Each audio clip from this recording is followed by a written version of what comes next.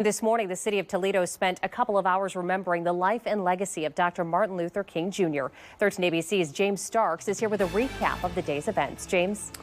Christina, just like you said, most of the events from the past 10 months, the 2020 Unity Day celebration of the life and legacy of Dr. King was moved online because of that ongoing pandemic.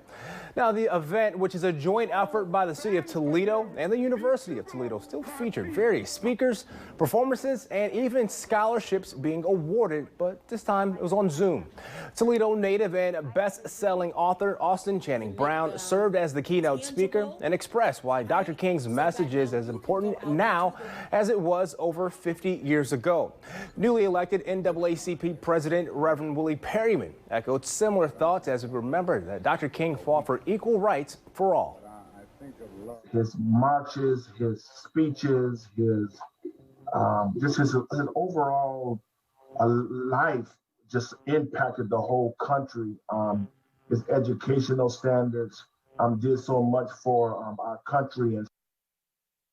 Lastly, the Toledo Museum of Art opened its doors for the first time on MLK Day, so visitors could spend some time reflecting on Dr. King's legacy in a very special exhibit following today's speakers. Christina?